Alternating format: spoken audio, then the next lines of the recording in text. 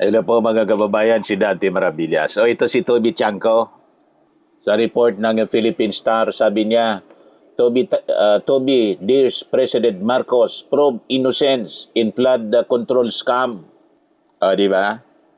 Talagang lumabas na yung totoong kulay. Talagang Trojan horse.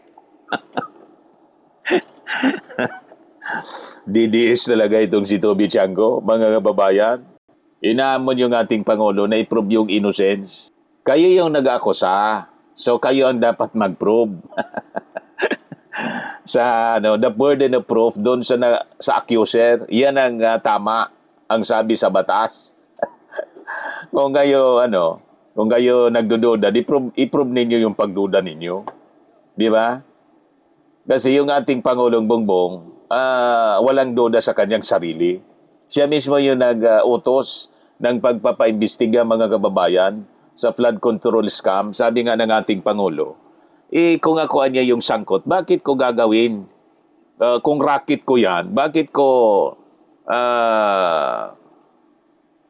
ipapatigil yung racket ko? Common sense. Di ba mga kababayan? Bakit ko anya sisirain? Yun pala yung term ng ating Pangulo. Bakit ko anya sisirain kung racket ko yan? Sisirain ko yung racket ko? Bakit ko gagawin yon? So ito, mga kababayan, talagang lumantad na si Toby Chanko na binabansagan na Trojan horse, mga kababayan. Tayo, matagal na nating alam. Di ba? Lagi nating na-discuss dito sa mga past presentation natin, mga kababayan. So ang agresibong paghamon ni Congressman Toby Chanko sa ating Pangulong Bongbong Marcos na patunayan ang kanyang kawalang sala daw, mga kababayan. Sa flood control scam ay ang pinal na paglabas ng kanyang tunay na kulay, mga kababayan, bilang isang Trojan horse. Di ba? So ginagamit niya ang naratibo at script ng DDS para maghasik ng destabilization laban, mga kababayan, sa administrasyon upang ilihis ang atensyon ng taong bayan sa sarili niyang bilyong-bilyong questionable insertions sa nabutas, mga kababayan. Yung palpak na operasyon ng mga floodgate at ang pagkupo ng mga kontratistang gaya ng St. Timothy Construction Corporation at Sims Construction Trading sa mga pundo ng nabutas. Yung St. Timothy po, construction, pag-ari ito ng mga Diskaya. So, lumabas na, mga kababayan, sa closet ang DDS operative. So matagal nang nagkukunwaring neutral o alyado ng ating Pangulo, ito pong si Toby. Ngunit ngayon, tuluyan na siyang lumabas. Yung tunay na kulay, pinakita na niya at tahasan na niyang hinamon yung ating Pangulong Bongbong Marcos na tapusin ang laban. So ang pagpilit niya kay President Bongbong Marcos na maglabas ng ebidensya laban sa sarili nitong mga kaalyado ay alatang kopya sa script ng Kampong Duterte upang unti-unting gibain ang credibility, mga kababayan, at tiwala ng publiko sa Administrasyong Marcos. So logically, hindi maaring maging epektibong tagapagsulong ng katapatan ang isang mambabatas po na may malaking isyong itinatago sa sarili niyang bakuran. So kung talagang seryoso itong si Toby, mga kababayan, sa paghahanap ng hustisya sa flood control issue, dapat siya ang unang magpa-audit sa bilyon-bilyon, mga kababayan, na pundong ibinuho sa kanyang distrito. Sa nabutas po. So ang selective outrage o ang pagpili lang ng kung sino ang aatakiin ay nagpapakita po na ang layunin niya ay hindi hustisya kundi purong mga pamumulitika. Sa ilalim, mga kababayan, ng Anti-Graft and Corrupt Practices Act, yung itong Republic Act number saka yung Republic Act 6713, yung Code of Conduct.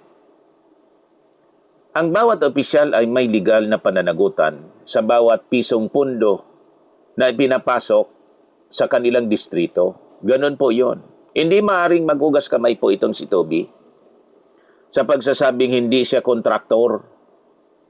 Ayon po sa batas, kapag ang pondo ay pumasok sa kanyang teritoryo at napunta sa mga questionabling kumpanya tulad po ng St. Timothy construction na pag-ari ng mga diskaya, nang walang malinaw na resulta, may pananagutan siyang sagutin ito sa ombudsman. Sa halip na gumawa ng ingay sa media, sige po pa-interview. Ikot ng ikot mga kababayan itong si Toby Chanco. So, ano yung resibo dito ng bilyon-bilyon na pondo ng insertions mga kababayan? Una yung 5.97 billion flood funds mula 2023 hanggang 2025. Ang nabutas ay nakakuha po based on records ng kabuang 5.97 billion na halaga ng pondo para sa mga proyekto. Sa halagang ito mga kababayan, halos 70% o 4.2 billion ang nakalaan eksklusibo po para sa mga flood control projects.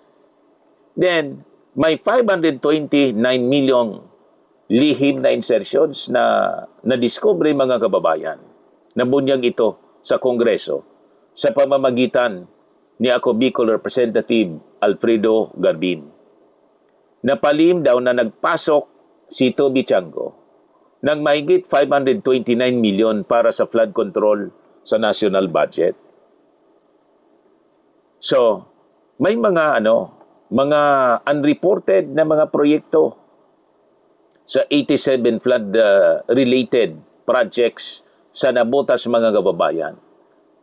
34 lamang po, 34 ang nakalista sa opisyal na sumbong ng Pangulo Web Portal. Yun ang nadiscover po.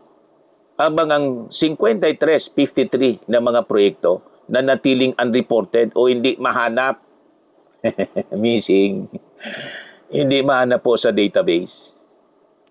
Ngayon, sino-sino yung mga paboritong contractors? At ano yung mga palpak na mga floodgates na nakita mga kababayan?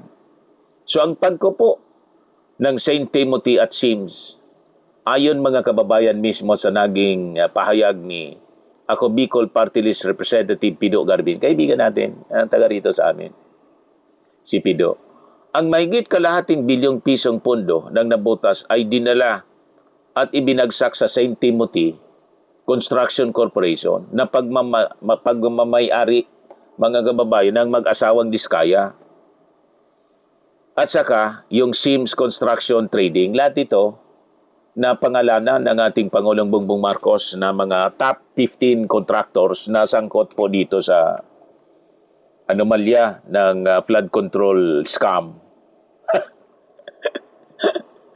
So ang dalawang kumpanyang ito kabilang po sa top 15 contractors.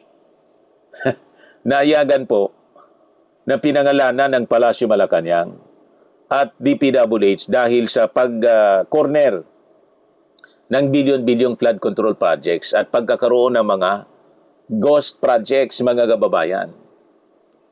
So ang pagpasok ng top-notch catalyst builders, isa pang paboritong kontraktor sa nabutas, itong top-notch, na nakakuha mga kababayan ng halos 15% ng mga flood control contracts sa lungsod. Sa kabila ng pagiging questionable nito sa national level. So paano nangyari yun mga kababayan? Now, dito tayo sa issue ng Tangos-Tansa Navigational Gate. Bagamat ilang beses ang nang humingi mga kababayan at nag-allocate ng milyon-milyong pondo para sa maintenance, katuwang ang mga kontratistang gaya ng St. Timothy at saka Anore Construction, ang navigational gate na ito ay paulit-ulit na nasisira at hindi nagagamit ng maayos tuwing high tide. So ang kawalan mga kababayan ng maayos na pamamahala ng mga tiyangko ang dahilan gaya ng nangyayari sa ngayon. Kaya nananatiling lubog sa baha ang mga residentes ng nabutas tuwing malakas yung mga pag-ulan. So si Toby Tiangco, lumalabas talaga isang Trojan horse. Ngayon lumabas na sa closet niya. Bilyon ang pondo, mga kababayan, panalo. Pero ang mga taga-nabutas, lubog pa rin sa baha at dika-dekada ng talo dahil sa bulok na pamumuno, mga kababayan. Yan ang lumalabas ngayon. Tapos may lakas ng loob si Toby na i-challenge yung ating Pangulong Bongbong Marcos. Yan ang kanyang sinabi. Mr. President, you exposed the flood control mess. Now, draw the line and finish what you have started. Mr. President, you started this fight. Now, prove that no amount of money, influence, or political connection can place anyone beyond accountability, sabi po ni Tiangco. Lumantad ng tuluyan. Yung pagiging DDS niya, mga kababayan, ay tuluyan ng ipinakita na niya. Di ba? Malinaw na malinaw.